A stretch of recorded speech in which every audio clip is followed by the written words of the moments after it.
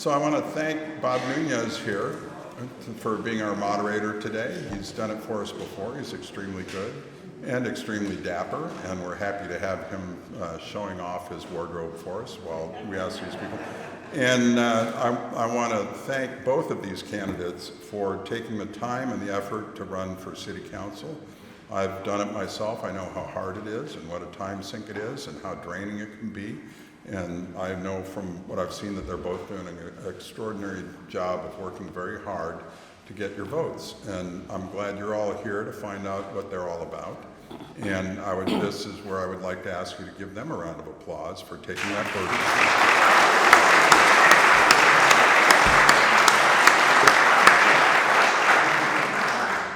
Now you get to sit on your hands for the next hour and 15 minutes or so.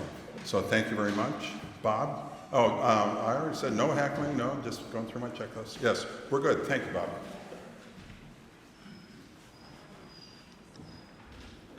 First, you have to know that I'm thankful for all of you that came out tonight. I've been at some of these where when I look out, there's one or two people. Then they say, I don't know why that happened. And I say, well, if you went someplace a little more informed, and that's what you're all doing, and I appreciate that. So we're going to start because we are going to allow time for all the questions we can. And really, you're the ones that came to hear. So we're going to start with introductory statements. You get 2 minutes each. Time is right here. So make sure that we don't have to cut you off. Okay, there you go. This first one, you get 2 minutes, and we're going to start right here. Well, good evening. Well, thank you for hosting and thank you for putting this together. So thank you everyone for coming and having an opportunity for us to share about our background and our vision for our city and especially District 8. My name is Tam Truong. I'm a police sergeant with the San Jose Police Department, and obviously I'm a candidate for your D8 City Council. My experience I did 5 years with the Sheriff's Department and 15 with the San Jose Police Department, currently holding the rank of sergeant. I grew up in this district. I went to Shibuya Middle School, went to Silk Creek High School, and went to San Jose State, where I got my bachelor, and also I got my master's from University of Phoenix.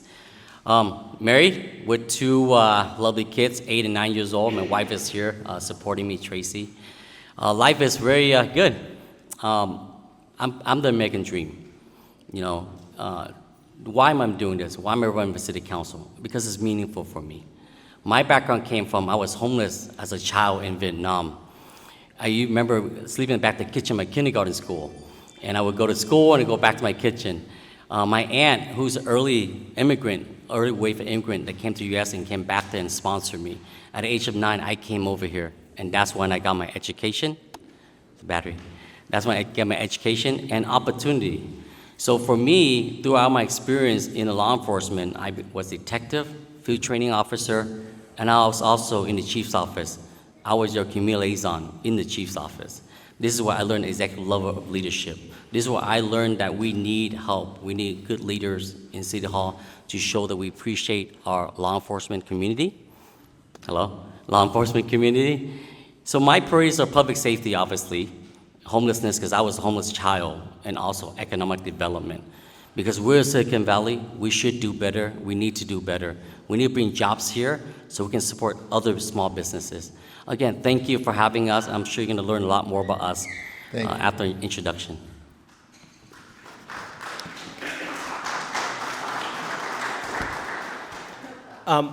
First of all, thank you to everybody who also came out to tonight's forum. I know it's opening night of the NFL season, but hearing our voices on the community's issues is really important, so I appreciate it. I know I'm fortunate enough to be able to say that I represent the council district that I was born and raised in. I, too, am a proud product of Evergreen Schools. Go Colts. Evergreen Valley High School, and, you know, my family lives here. My nephews who are here in the crowd, my mom, my dad.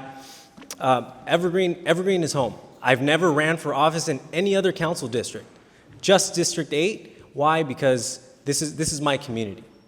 And, you know, since graduating from San Jose State with a bachelor's and a master's in public administration, I've spent a decade serving our community. And since I took office last January, I've strived to make constituent services and community engagement my priority. That's important to make sure that my neighbors, my community, has a voice at City Hall. And, you know, I've organized dozens of community events, forums, budget town halls, music in the square. I did a fireworks show, the first city-sponsored fireworks show in the history of San Jose, in East San Jose. The reason I did that is to hear directly from my residents. And I've heard from thousands of folks on issues that are important to them. Prioritizing community safety, tackling crime, making sure that we're addressing the sideshows and the illegal traffic issues that are happening so my godkids can safely walk to school, making sure that we're cleaning up the illegal dumping and the blight that we see in the parks and the street, making sure that we're providing housing for everybody in our community, the unsheltered homeless population, that people are dying, while also making sure that we're building housing for those teachers and firefighters that are getting priced out of our community. And that, to me, is important. I'm a representative for everybody in District 8, whether you live in the Silver Creek Valley Country Club, the Villages, Brigadoon, Creekside, Welch Park, Meadow Fair, it doesn't matter to me. And my approach since taking office has been simple. Respond to questions and concerns, make fair and informed decisions, but ultimately put District 8's interests first. I'm humbled that you all are here, and I'd be honored to earn your vote come November 5th. Thank you.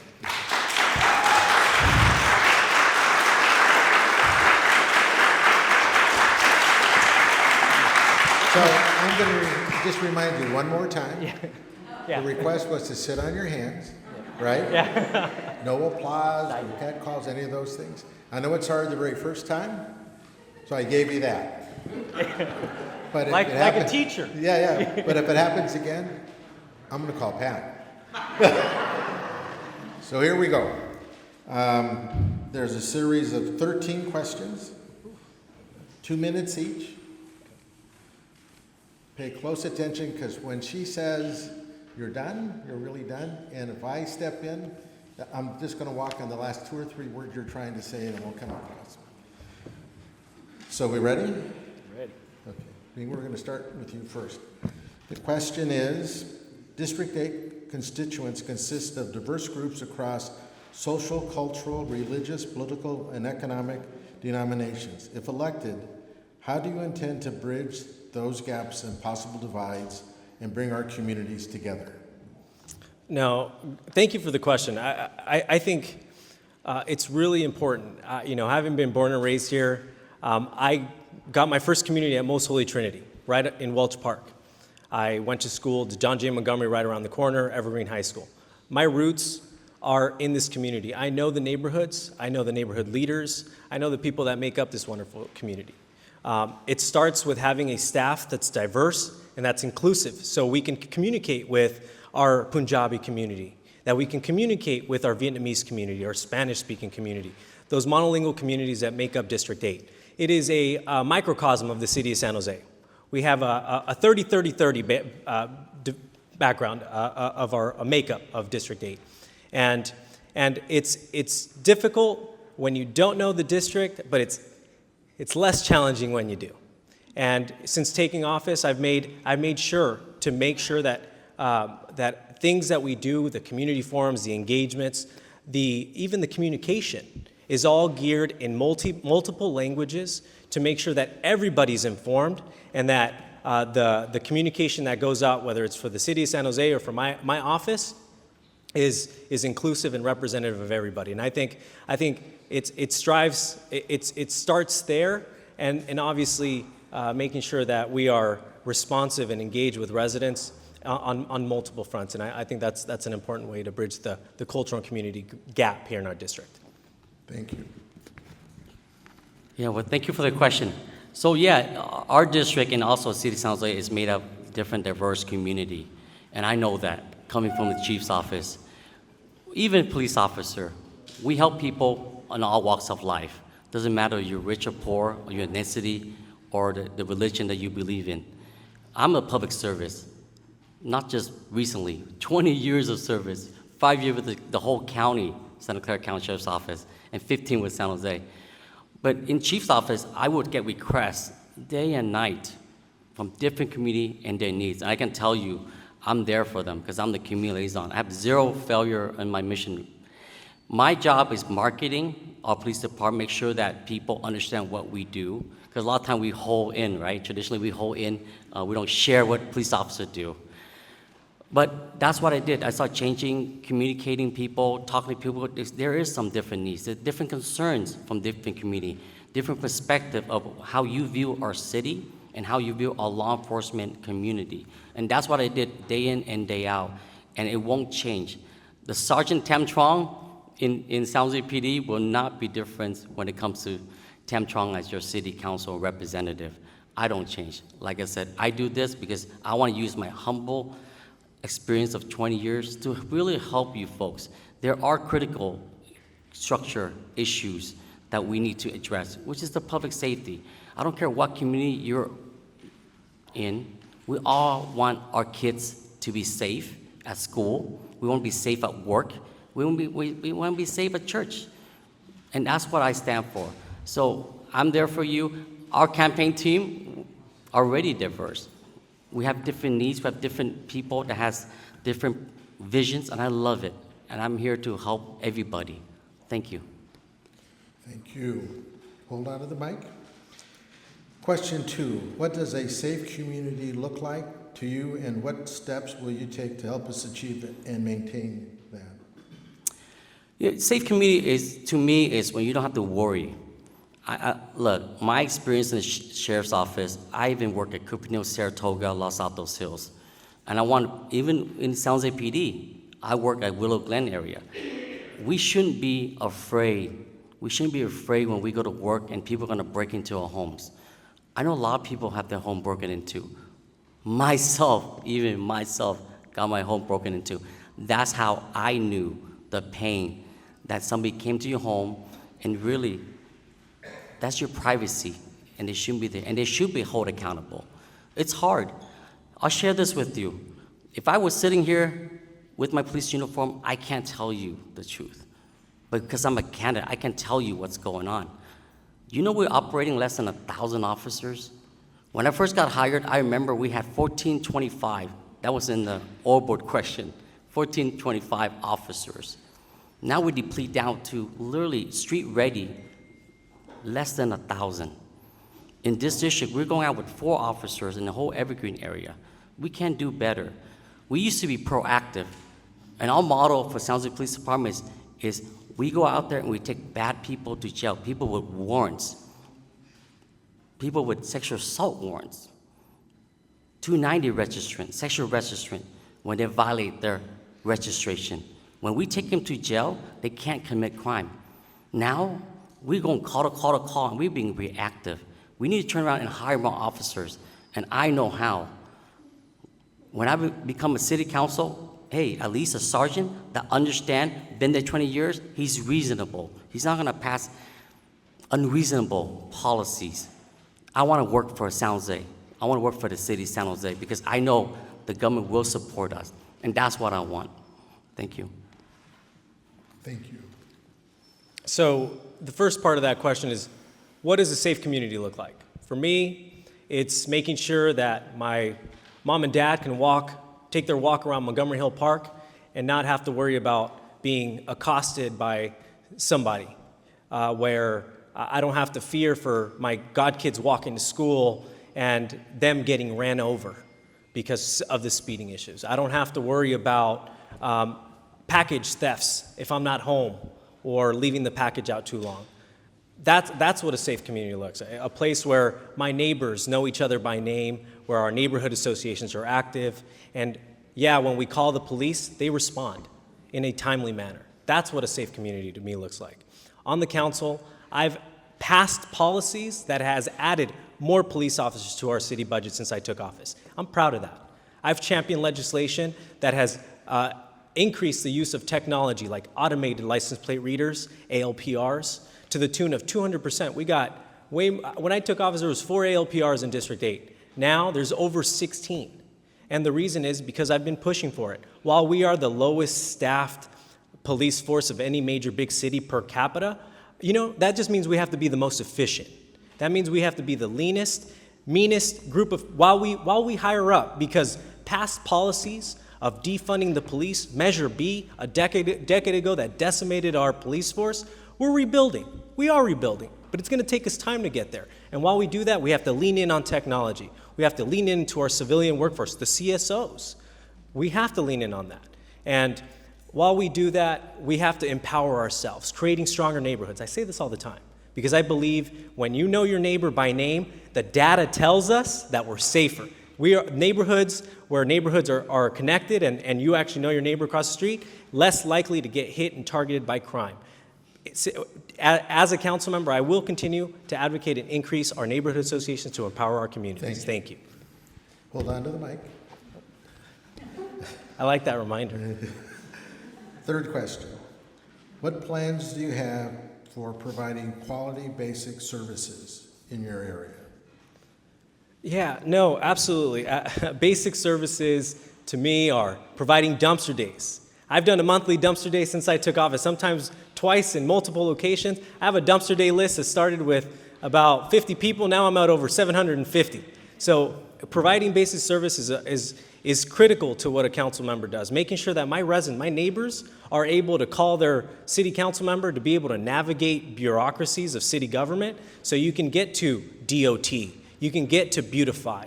If you have graffiti on a utility box on the road and you can't figure out the 311 app, you email my office and we get it done.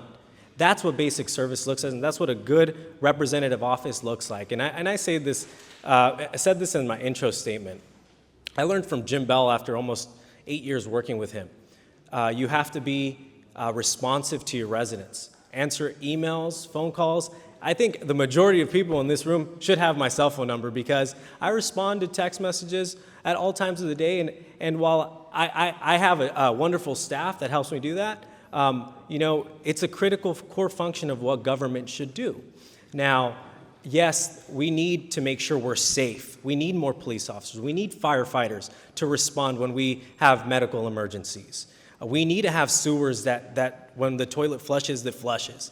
And we need to be able to provide these basic core functions that we know that you don't think about unless they're not there.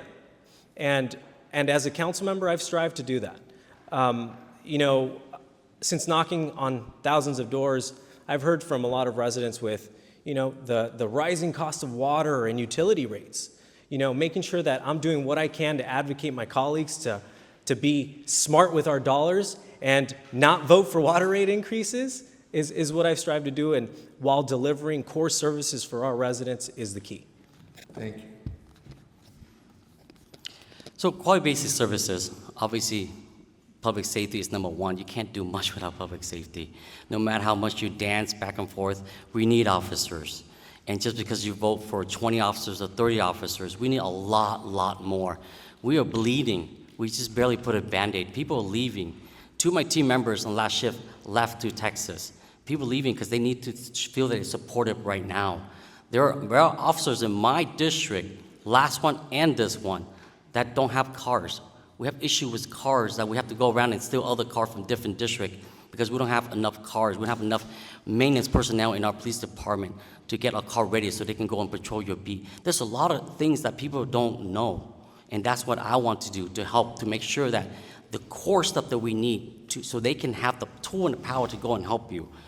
The homelessness, 20 years of service, they name unhoused neighbor, homeless, transient, they keep renaming the issue. It's time to really help these folks. I want to house them, but I don't want to house them forever. I want to house them so they can get back on their feet, get them back into program, get them off alcohol, get them off drugs, give them some kind of skill set to learn job training so they can get back up on their feet and go work. I have to work. We all have to work. So we need to help them and empower them to go back to work so they can pay taxes, just like all of us do. And that's what I believe is really important. We make sure it has to be affordable. The cost of living in San Jose is so high. Every time somebody passes a tax measure, whether it's county or city, it's bleeding our pocket. We don't make more money, but we keep paying. As your representative, I gotta make sure that, number one, we don't pass taxes that is not meaningful, that's not needed. Number two is, how are we using our money? We gotta hold our government accountable and make sure they operate in the speed of Silicon Valley. Things are too slow in City Hall. If you own a business, you know what I'm talking about. Thank you. Hold on to the mic. My turn. Number 4, what ideas do you have for addressing San Jose's affordable housing shortage? Yeah, so just to continue to my last comment, there's different type of affordable housing. I think there's short term, there's long term. There are people that need long term, but a lot of folks out here working in the street, they need short term housing. We need to get them housed. When you get your home in a house, your mind is clear. You're able to help yourself improve.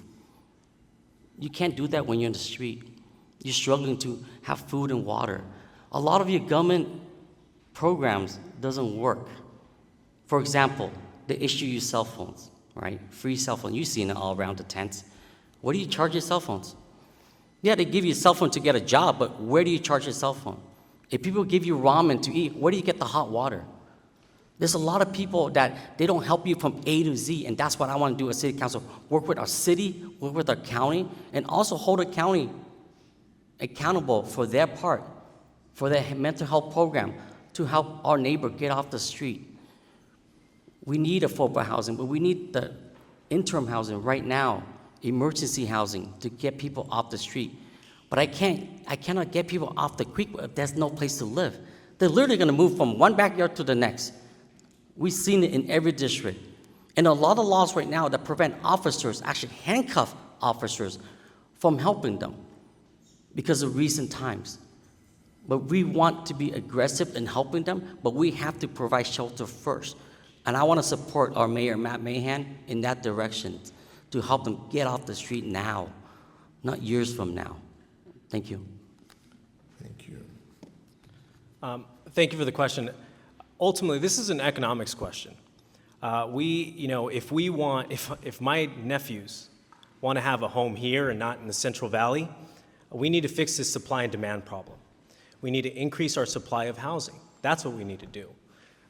The reality is, we have a process in City Hall where if you're an applicant, you want to do a project, you have to ping pong back and forth between departments. That takes time, and for those of you who build or for that community, it takes money. And that's why we're not building housing. And we need housing at all types, affordable, market rate, all kinds. The more housing that we produce, the more opportunities we will provide for families and for people to solve our housing crisis, which is what this question is about. Let's not conflate the issue with the housing crisis with our unsheltered homeless population, where we have people on the streets that are dying. And while I've been a council member, I've actually passed policies to cut red tape and reduce bureaucracies to get projects through the approval pipeline in infill development corridors and transit corridors in places that make sense faster. And I'm proud to do that because that's how we're going to fix this housing problem. We haven't been producing enough housing in our city.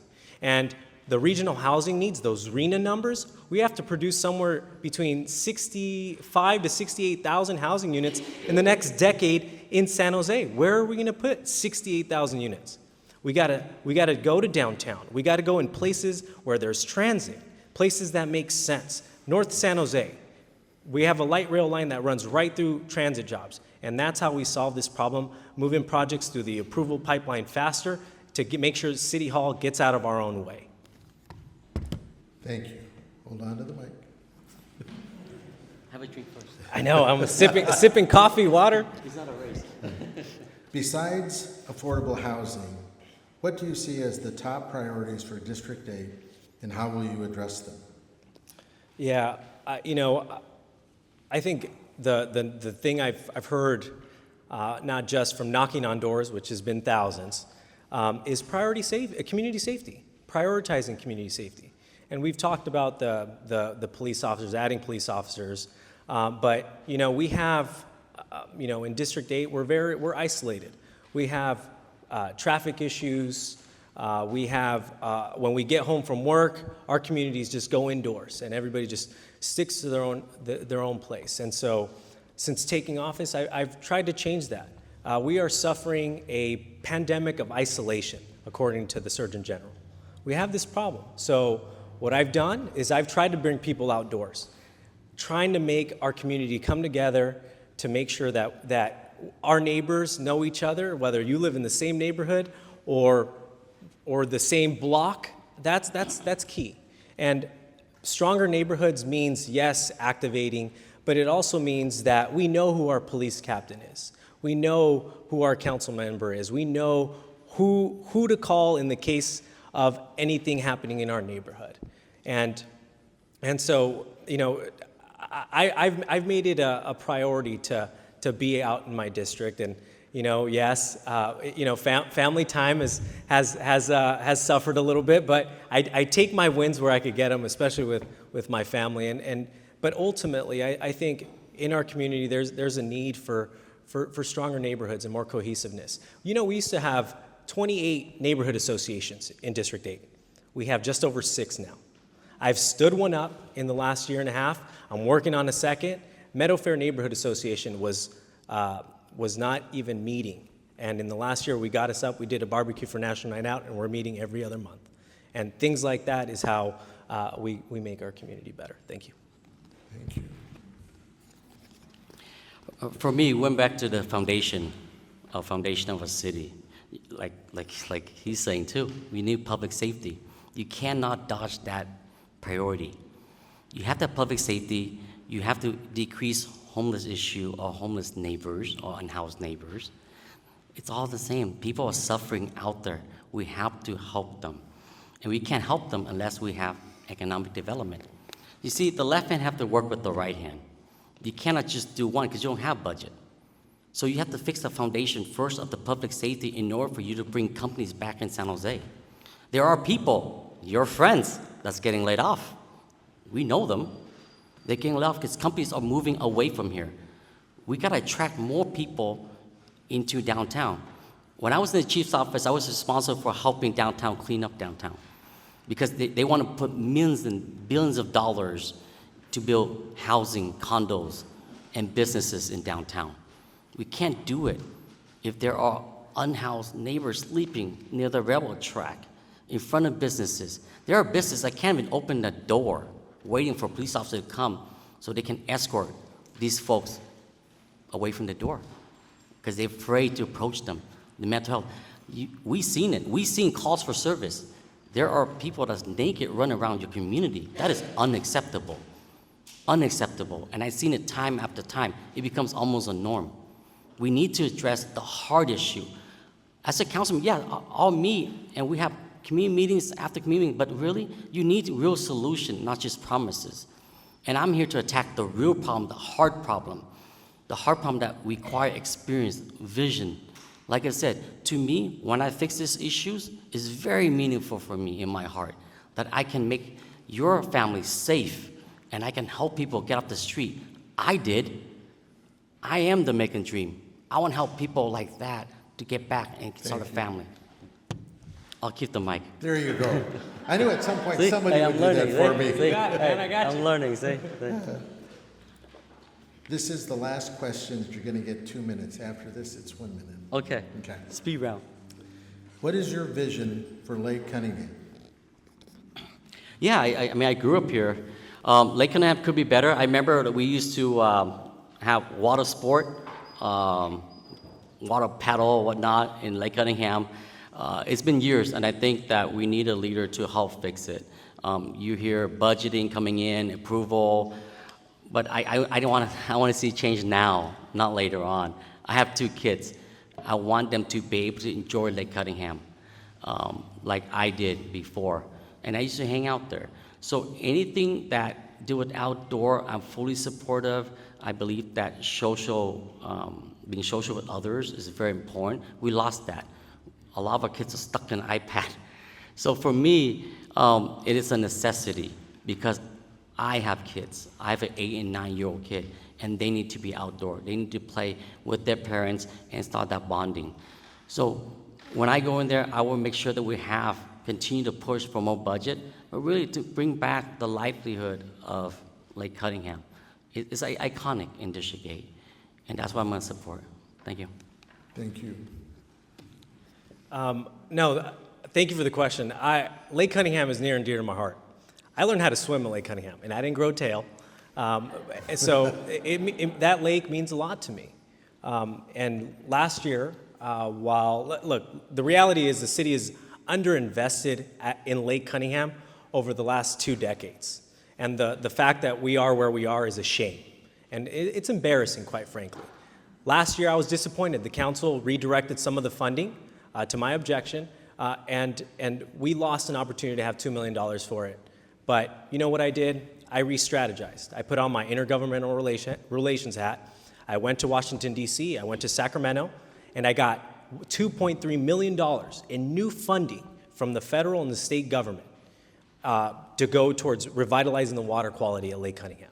And that's just a start. That's a down payment on the future of restoring recreation and swimming and paddleboarding and all these kind of recreational amenities for Lake Cunningham.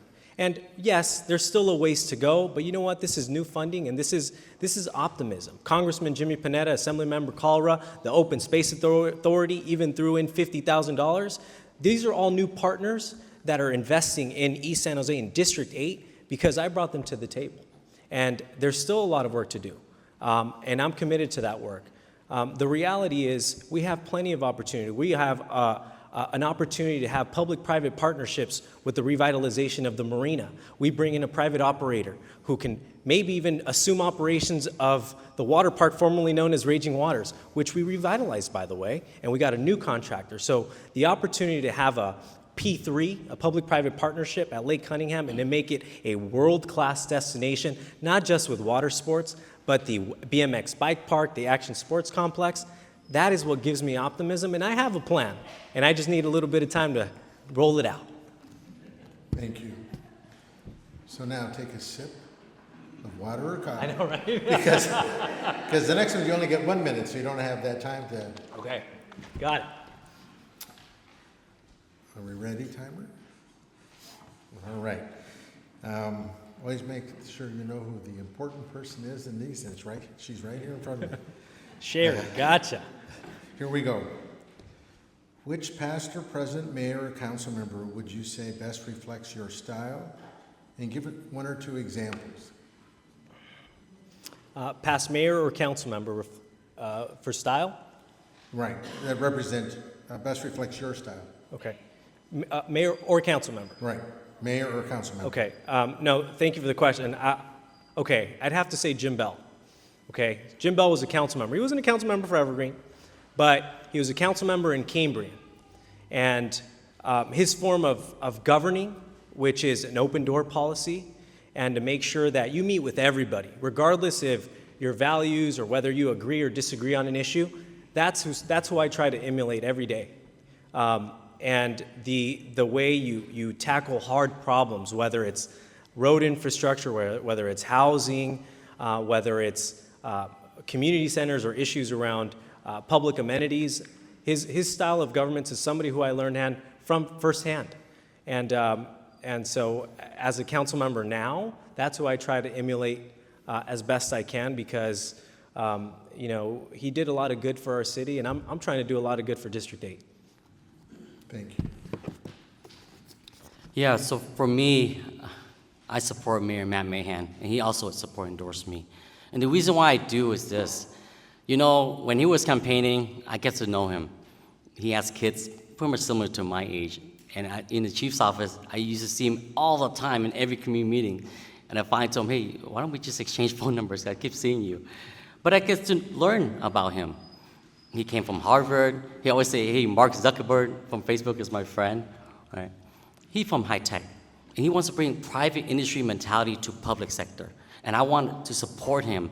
And I also support the Prop 36, just like him, to get people off the street to mental health care. So I want to see what he can do, his potential. I want to join his team. Together, we can make San Jose a much, much better place. I don't need red tape. I want to work as a team with him. Again, I want to see more. I want to see him do more with the team to make us safer, better, and to speed up private industry. Thank you. 1 minute goes quick, doesn't it? Yeah. I'm watching. So much pressure. Would you vote against the proposal for the development of the Pleasant Hills Golf Course property if the community doesn't like it? He said, Sure. Would you vote against the proposal for the development of the Pleasant Hills Golf Course property if the community doesn't like it? Definitely. This is your community. That project is a big project. It's going to impact all of us. You know what impacts you? The public safety. Are we going to be able to service that project when it comes to police and fire? Do we have enough officers to respond to that area? We see that in First Street on Zanker, when all this development came out, they never increased officers up in that district. We're struggling to go call to call because you increase the population, you got to increase the public service and core services. Also traffic pattern. So we have to build the way that we envision as in our community. We have to be happy because we're going to be the one who's going to have to deal with the traffic delay, going from Evergreen out to 101. So for me, community input is very important, and I'll be very transparent when it comes to the vision. Thank you. So the question, could you repeat it once more, Bob? Sure. How would you vote against the proposal for the development of the Pleasant Hills Golf Course property if the community doesn't like it? Absolutely. Yes. The community, in fact, I champion this community engagement process to hear and systemically and holistically get feedback before any development is proposed at Pleasant Hills Golf Course, because my community comes first. And I said that in my intro. District 8's interests come first.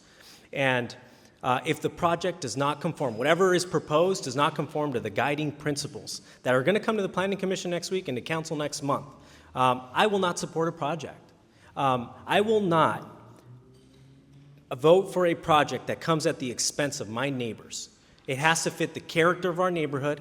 It has to fit the character of our community. And most importantly, it has to be a win for District 8. We need more community gathering places. We need more places for shopping. We always have to leave the area if we want to go to a good restaurant. Why is that? We need that, and it has the potential to be a boon for our district. Thank you. There you go. I was waiting. I felt it. Where'd it go? That's the only reason I'm invited back, by the way. I'm not foolish. Would you vote against the proposal? Oh, wait a minute. There you go. What is your position on California Proposition 5? So California Prop 5 lowers the threshold for voting, for what we need to pass for an infrastructure bond. I am supportive of Prop 5. I think it puts us online and in parity with our school boards. And if we want, in our school district, if we want to do an infrastructure bond, if you look at Evergreen College, for those of us who walked by there recently, it looks amazing. If you go to Carolyn Clark, they're redoing their kindergarten playground because of the investments the community is making. Prop 5 will allow the city to do that. That's potential funding for Lake Cunningham. That's potential funding for Yerba Buena pedestrian bridge, which I've heard my neighbors about. And we're not circumventing the democratic process. We still have to have a 55% vote, which is more than 50% plus one. It's 55%. And I think it makes us more realistic to the expectations and the realism that our community expects from government. Thank you. No, I disagree with them. I just have a different vision. We should keep our standard. Here's the thing. Have you guys looked at your tax bill lately? There's bond after bond after bond. It's getting lengthy, right? We barely can afford it. So we should have mechanism to hold people accountable. We should have a lot more vision to make sure that it is needed, not just barely 55% with an F. No. I believe that we need to hold our government accountable. When it's needed, I'll vote for it. But if it's not needed, you guys need the money for your family. A lot of us are on fixed income. A lot of us can't do overtime. Every month, especially the retirees, I have aunts that can't afford any more taxes, any more bills. So for me, we should keep the old system. And I hold the mic. Thank you.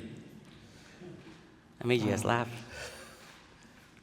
What philosophy would guide your decision-making when determining how to address any budget shortfalls?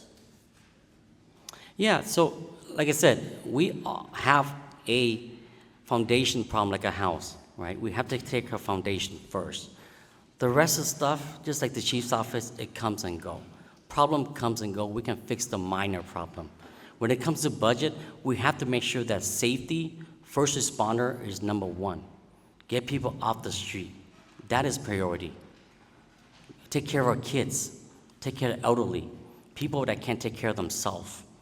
Libraries is important too, because we need to build our next generation intellectually.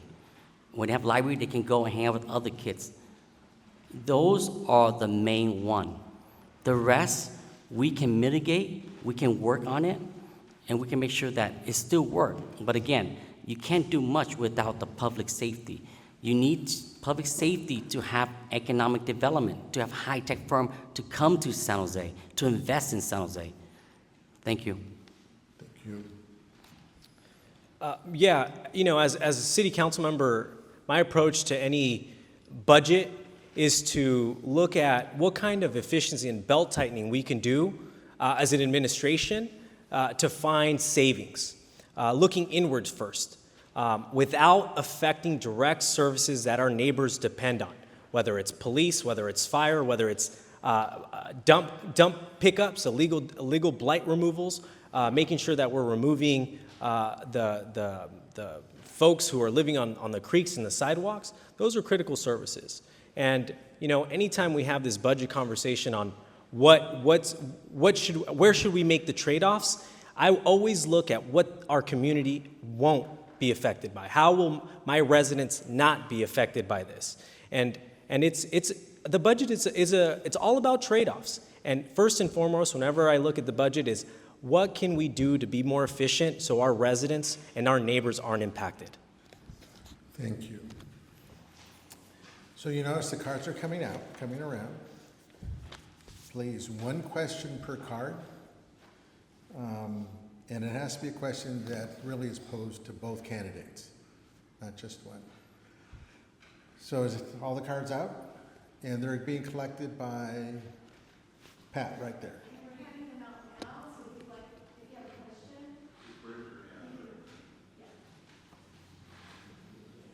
They're coming on right there. Here they come. We'll get this out of the way before we go back.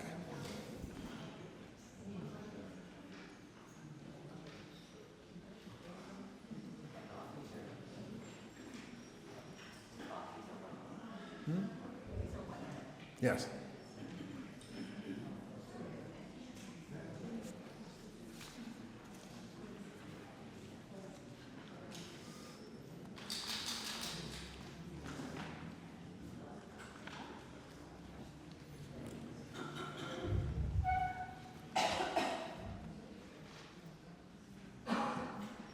Okay, there's 3 questions left and then closing statements. Still 1 minute. What is your position on Reed-Hillview Airport? Yeah, no, thank you for the question, Bob. I've said this over and over. I think there's a lot of questions that still remain to be answered with regards to the future of Reed-Hillview. I know from grad school, the issues around emergency response. We just had a fire not too long ago up Quimby Road. And so there's real risks that we face here, especially how desolate we are in District 8 compared to other places. And so it's not a matter of if an emergency is going to happen, it's when a natural disaster is going to happen, earthquake, whatever, that we may use Reed-Hillview Airport as an emergency stop or something to transport services to District 8 and to East Side. And so while, yes, I recognize the dangers of having an urban airport in an urban setting that's as congested and as dense as we are in East San Jose, but still, I have serious concerns with just the closure on the ramifications to my district and my residents in District 8. Thank you. Yeah, for the Reed Airport, I mean, as a Boy Scout, I actually was a sport scout, and I learned how to fly airplane out of Reed-Hillview. It was a wonderful thing that, you get to as a kid to experience the aviation. And there's a lot of things that's good out there. They have young American Eagles that get people to be interested, have free flights, get people interested, especially kids, to the aviation career. Look, Weevil Airport is not something that's going to happen maybe within our 8 years of city council. Right now, we're dealing with the golf course. And I think that we have to deal with the golf course first before we deal with the Weevil. So I'm going to give you a straight answer.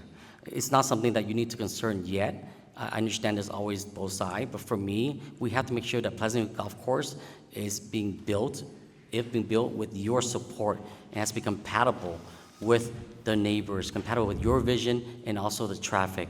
Then we cross the path when it comes to Weevil. Thank you. What will you do to ensure affordable utility rates for our community? You know, in the chief's office, I always work with other agencies and other interagencies to make sure that things will work.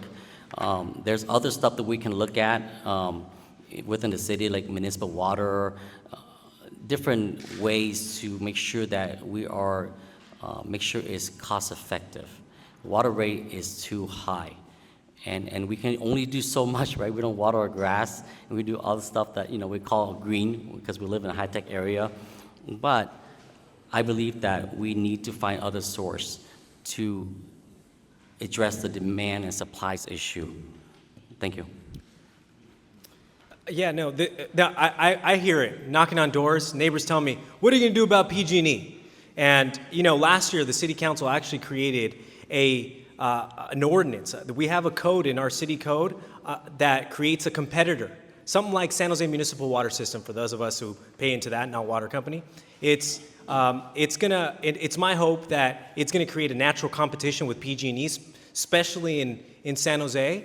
And this San Jose Power is something that I think will be helpful. We are gonna have a once in a generation opportunity to create our own municipal utility, and I voted in favor of that. We have to still explore what the rates are gonna come out, how it's gonna affect residents, the policy nuances behind it. However, that's how we here locally can put a little competition, little market competition with PG&E to force them. We pay less rates for our water with the municipal water company than San Jose Water Company, and that's exactly what I want to do with the San Jose San Jose Power creation to force down rates and help save our ratepayers some money. This is the last prepared question. Should the city council take positions on non-city council-initiated ballot measures before voters? Yeah, this is a great question. Recently the council took a position. I want to say it was on Prop 5, and in the primary we took a position on Prop 1. As leaders in our community, it's our job to be your voice and your advocate at City Hall. And so through the power of mobilizing different cities, the League of California Cities takes positions on statewide legislation and statewide proposition, and I think it's a good tool to help our community understand where our city leaders are on these propositions. And while we may not agree on issue, because you got to take one or the other, it helps a lot of people in our community look towards the city council and the city in general as how it's going to affect us here in our own backyard. Thank you. Yeah, I'm always an advocate of working together. Look, the left hand have to talk to the right hand in any issues. The city have to talk to the county and talk to the feds. We have to have a leader that can work among these branches, these level of city, county, and the federal government to make sure that we always strive to fight for funding, resources, and work well together. As a city employees, our unhoused neighbors, they go from our city jurisdiction, they go to the county, the waterways, and they go to the freeway, our states. We have to make sure we work together to address the issue and not just kick the ball down the road. So when it comes to issues or position, yes, I think our city should collectively come together to have a direction so we can move forward as your representative. Thank you. So we're going to hold a second for the closing statements. So these are the questions out of all those. I want you to know that I forgot to say, please write it in a way that you know I can read it, because I don't want to make up words for you. I have them in my eyes already. If you're ready. Okay. First question. What programs and events would you support for youth and for seniors? Yeah. 1 minute. 1 minute. After school program, extracurriculum program for our kids. We need it. Kids need to be outdoor. Kids need to mingle with other kids so they can rebuild that social skills instead of the iPad. I hear a lot. I mean, pickleball, soccer. We have a lot of sport that we need the support for youth. As far as elderly, the meal program, any other activities too. The elderly need to get outdoor, need to socialize with other folks.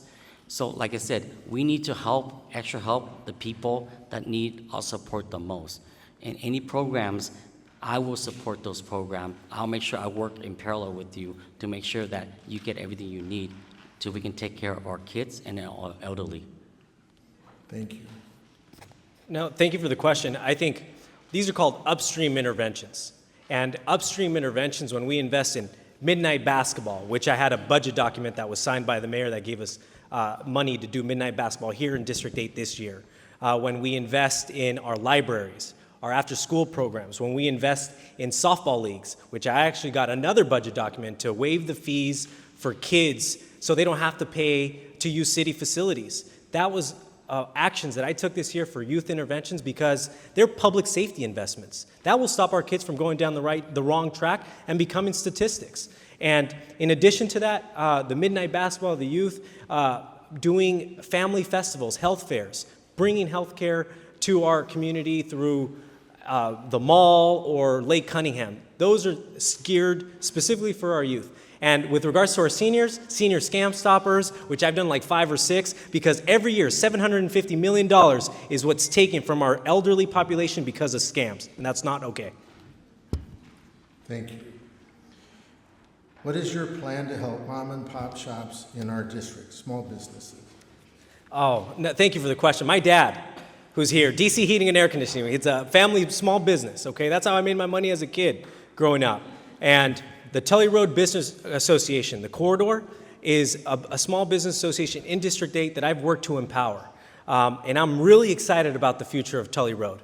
We have a business improvement district, the first business improvement district in the city of San Jose in 16 years. That's going to allow us to invest and uplift in marketing to get more traffic on Tully Road, more folks at Eastridge Mall. In addition to that, we have to do investments. This year in the budget, I added $30,000, my mistake, $30,000 that went towards the Tully Road Business Corridor so they can provide cleaning, $50,000 so we can provide cleaning services. Last year, I did a camera pilot program that has a stationary camera to stop crime because they were telling me we're getting hammered with burglaries and break-ins. And that's how we uplift our small business community, and I'm proud of it.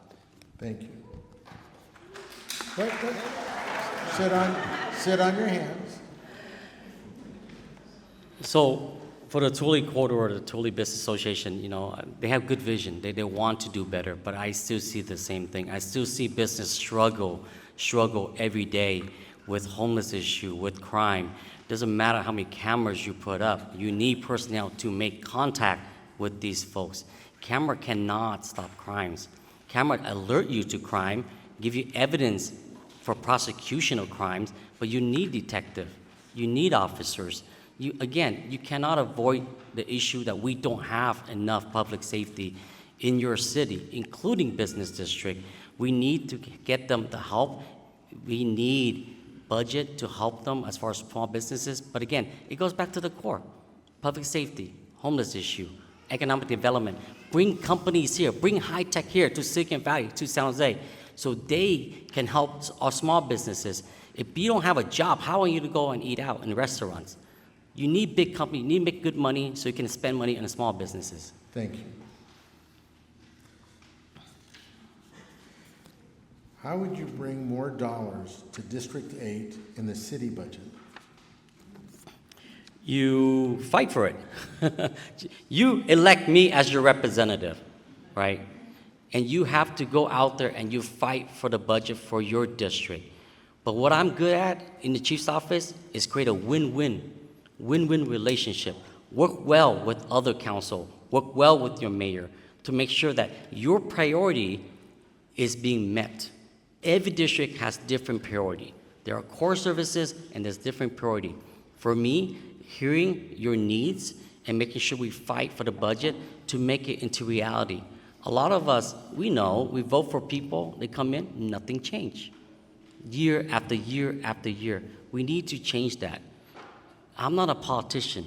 I'm your public safety, police officer, police sergeant. I'm reality. I want to make sure that things become reality, not just talk. Thank you. Thank you for the question. It starts with community engagement. I took office January 30th of last year. I did a budget town hall specifically to hear about what my neighbors wanted and what the community wanted in the budget last year, February 10th, so 10 days after I took office. And it starts with listening to your community, being out to hear and actually get an understanding of what's important, so what you can advocate for at the budget. And then it comes down to the budget process. This year, I got $450,000, nearly $500,000 in the budget, specifically for District 8. I talked on a couple. I got $100,000 for the fireworks show that I mentioned in my beginning for next year in the budget. And that comes with making sure, yes, having relationships with the council, but it's also advocating during committee, it's advocating during town halls, and it's being strategic in the investments that we're making so it aligns with the vision of the entire council. And it starts with community engagement and starts with being proactive with the residents of District 8.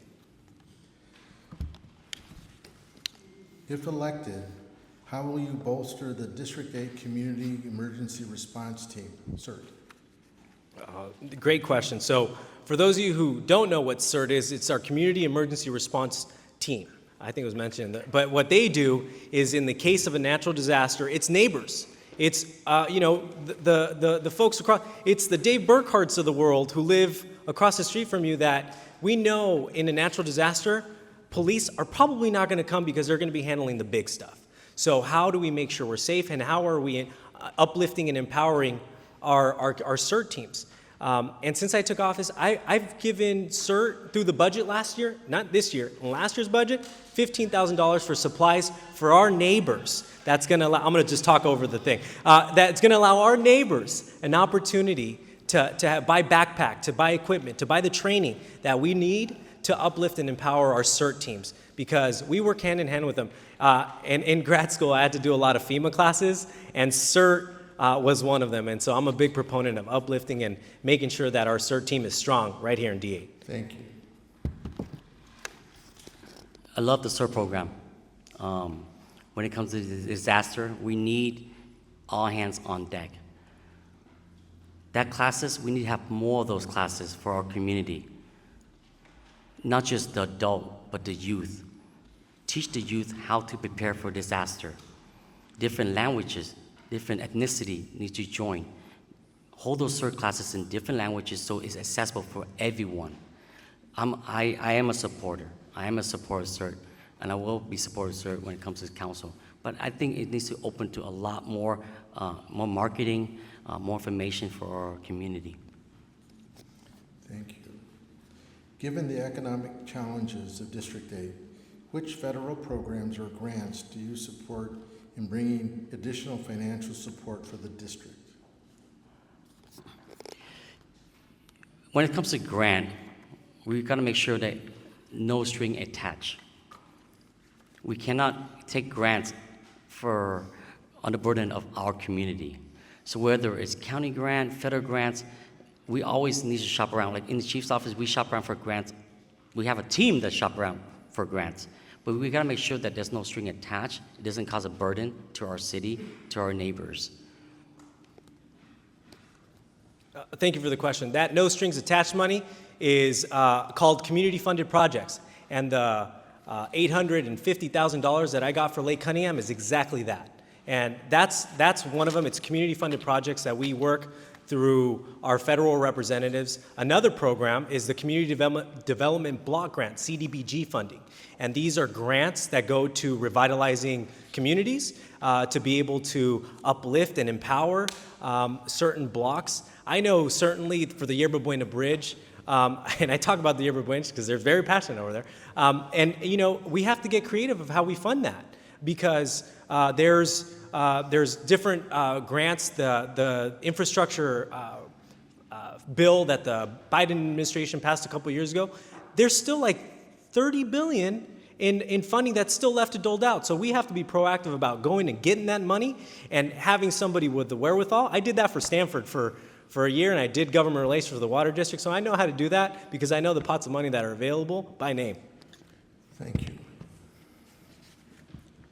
How will you support constituents in the district ages 0 through 17? Through school programs, to continue after-school programs, making sure they're busy, right? They're busy after school. They don't join gangs. So every program we have, just like the previous question, is our youth need to make sure that they have all the support intellectually and socially. We need to work with school boards, work with county. There are parenting projects that help parents to guide our kids to be in a better place. A lot of them are not marketed properly. I think as a council, I will make sure that you have all the information, all the resources, and the marketing to make sure that those programs reach your kids and not just on a piece of paper. When it comes, go back to the little question earlier, the Yerba Buena Bridge. Yeah, everybody's talking about that, and when I become a council, that's gonna be one of my top priority, because that's been too long delayed. Thank you. So the question is for 017, right? I played in my first in my first basketball league at Shibuya Middle School that was sponsored by the city of San Jose. My parents paid $50 for it. We didn't have a lot of money. You know, there was, just like small business owners, we ebb and flows. We didn't have a lot of money, but I was able to participate in that league because the city subsidized the league for 10 weeks, and that was my first organized opportunity to play basketball. We need more of that. We need investments in our library program so our kids can have some place to go after school, our community centers, so we can have the ROCK program for that after-school program partnership at the elementary schools in the Evergreen School District. And we also represent, as District 8, schools in the August Boger or in the Mount Pleasant School District, as well as Alum Rock. I haven't forgotten about you, my Mount Pleasant schools. Just because I'm not an alum doesn't mean we don't represent them. So having those kind of partnerships with those school districts is integral to seeing our kids succeed and not become statistics in our criminal justice system. Thank you. What is your plan to defend LGBTQ plus Americans from hate? No, thank you for the question. You know, there's currently a culture attack on our LGBTQ plus community. You know, there's hate speech online, social media has become more prevalent. And quite frankly, it's disgusting. You know, I'm proud to live in this country of freedoms. My parents immigrated. My mom ran to this country literally in search of the American dream so we can have that freedom to love, to worship whoever we want. We have to be strong allies with our LGBTQ plus community. And you know, just this weekend we had Pride in downtown San Jose, and I was proud to walk down the parade and uplift our LGBTQ plus brother and sisters. And it's hard. We get attacked. There's a phenomenon that happened in the 90s as well. Supervisor, now Councilmember Ken Yeager, remembers, and it's an attack on the rights of our LGBTQ plus community, and it's not okay. Thank you. When I got into the chief's office, one of my tasks was to revisit and revive the LGBTQ plus liaison program and really start from the ground up to make sure that everybody is inclusive from all walks of life in the whole city of San Jose. We formed it, the LGBTQ plus, we announced, and we make sure that their voice being heard. Matter of fact, our patches also have rainbow patches on San Jose PD. So that is the culture that I was trained in, I grew up in, to make sure that everybody has a voice. I came from nothing. I come from a third world country. It's much different in Vietnam. And here, when there's an opportunity to include everyone, whether it's your sexual preference or your religion, I'm here for you. I'm here to ask for your vote, but I also have to represent each and every one of you, because everybody's voice is equally important. Thank you. What is your specific plans for Lake Cunningham? What is your goal? And what year do you think Lake Cunningham will be swimmable? Domingo? I'll take it. You know, we've been waiting. So for me, the sport program, they used to have a skate park and they have to revive it. You have to make sure it's safe, clean from graffiti.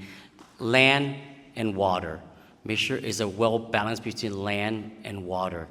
When I go in there, I gotta make sure that we expeditiously make it fast so our kids can enjoy it, not end of the election or next election. I know there's a lot of red tape in government, there's a lot of red tape in funding, but for me, I wanna use my experience to have a win-win situation where we can expedite our Lake Cunningham to make sure my kids can enjoy it before they go to college. There's only 8 and 9 years old right now. So again, my heart is in Lake Cunningham. I can't wait for it to be a much better place. Thank you. Okay, so in grad school, one of the first lessons I learned in Public Administration 101 was under promise, over deliver. Politicians do opposite, and we hear that way too often. And to say, oh, you know, next year the lake's going to be swimmable is a lie. I'm not going to go around telling people what they want to hear just because it sounds good or what elections. That's not who I am. I have a tangible plan. It's going to take us time. My goal is to cobble money together to get us to a place where right now we have a pilot. This is going to tell us how successful and how quick we can do this. And so in the next construction is supposed to start on this in 2025 for this pilot project. After we get the data to figure out how we clean the white swaths, then we have opportunity for the Pleasant Hill Golf Course we mentioned earlier. How much money of that potential development can we usher over to help us meet our goals faster? Of that public-private partnership that I talked about earlier, how can we cobble that to accelerate and put the funding together to actually get me back swimming in that lake? I don't think he took a breath. I had to just spill it out. Okay, we ready? He went first. Okay, so I'm going to combine these two questions. What is your plan to keep the community informed, engaged, and touch on those that are not connected to technology at all? Yeah, great question. Okay, so I talked about the neighborhood associations, and that's a strategy. I'm a data guy. Let's see if we can bolster the number of neighborhood associations so we can point to. We have 6. My goal at the end of my first term, I've said this, God bless you, is to double that, to get at least 10 to 12 neighborhood associations in District 8. That's my goal. And how do we do that? We go door to door. That's how we reach people. Aside from going door to door, yes, there's newsletters, there's Instagram, there's Facebook, there's Nextdoor, all these platforms that I currently use and I will commit to continue using. But it's also being out, doing budget town halls, doing forums, being out in the community, meeting people where they're out. How are we connecting with the school districts? How are we utilizing our faith-based community? How are we going to the religious institutions? Do we have multilingual staff to be able to reach people who can't speak English, Spanish, Tagalog, Punjabi? We need to have different and multicultural languages to be able to connect to everybody. Okay, so that's 3 parts of this question. Inform. A lot of your city government don't keep you informed. Matter of fact, it's more important. We need to do follow-up. When it comes to public safety or city services, we lack the follow-up portion of it. How many people in here, can't have a question, right? Raise your hand. A lot of people in here are victims of crimes, burglaries, vehicle theft, or you have a video of the crooks, the suspect, but you don't get follow-up from your police department. You don't get, people request stuff and city, they don't have follow-up for their city structure, city staff. You need to have follow-up, so it's like a closure. When it comes to engage, continue, have more crime prevention unit, do your presentation with the neighbors, build neighborhood watch. You can't do that with one. Right now there's one staff for Foothill. That's nearly the border of Milpitas all the way down to here in Evergreen. We need to increase and support the staffing, make sure they have the budget to hire more people, and of course engage with people who don't have technology. I got it. Ready? See, I stopped. This is the last question. Inside, I'm cheering. I don't know the last time I stood this long. Do you have any controversies that we do not know about? Yeah, so as a police officers or police sergeants, I think in order to get the job, it took us 6 months just to get hired, to go through background checks, and our police department monitor us. As campaign, you know there's always in and out words here and there, but for me, you know, in order to get the job, we have to go through a very, very serious background check from our neighbors to your background on criminal records, your traffic. So for me, I maintain that. I've been an officer for 20 years. Campaign is campaign, but I'm still here. So I believe that I have cleared my background. Unlike there's no requirement for officers, we always have to maintain our integrity and our trustworthy. Thank you. You know, I've never had any wage theft claims substantiated against me. I've never had any allegations of fraud. In the primary, though, for those of us who live in D8, you got mailers that called me a cheater, who called me every name under the book, which are all lies, and I denounce.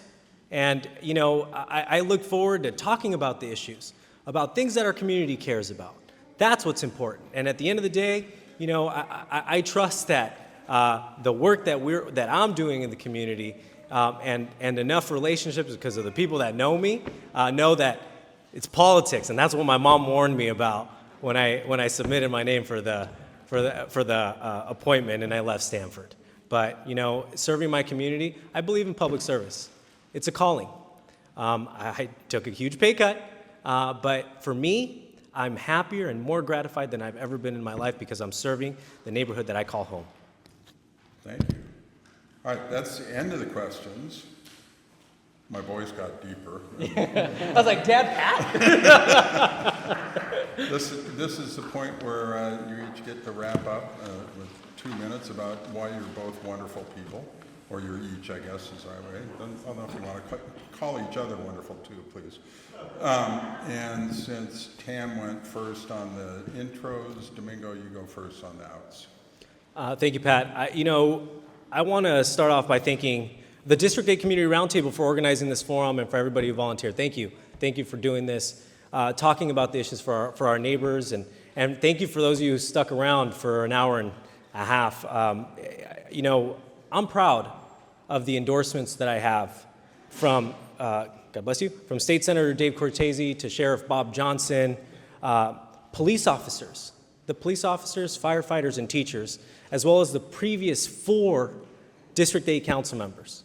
All 4 of them, whether you agree or disagree with them. I have neighbors from Brigadoon, Welch Park, Norwood, Fowler. I wrote them down because, you know, it's speed round. And I value their belief in me. But more importantly are the conversations that I've had at the doors that gives me that reassurance that, you know, they feel like their council district is going in the right direction. But trust me, I know there's a lot of work to do. But I'm committed to rolling up my sleeves and getting to that work.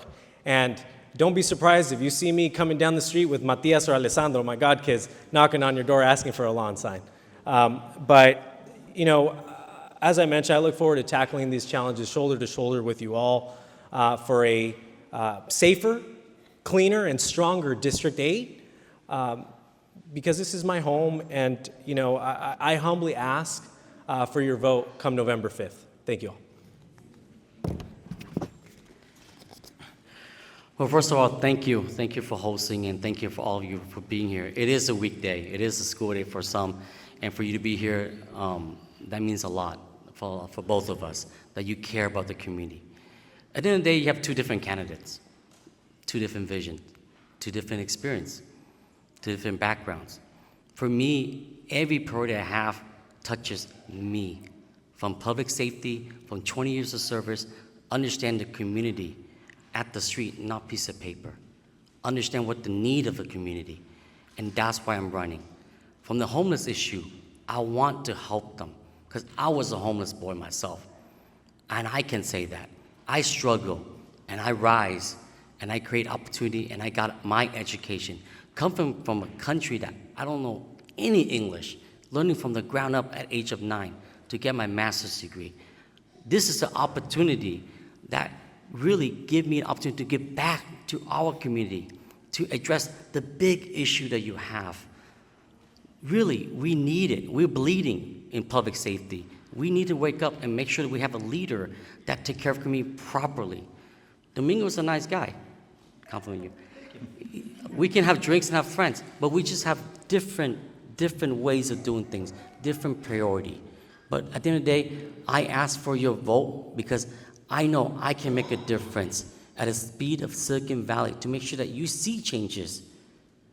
Not just talk, but you can see the actual changes in our community, the needed changes.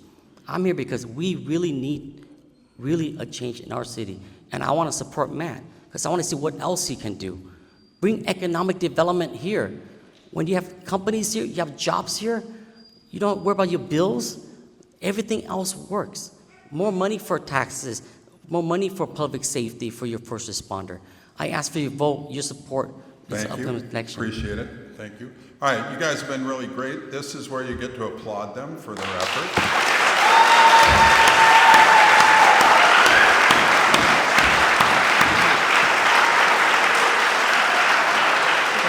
And our fabulous moderator, and our timekeeper up here who does this every year and is very good at it.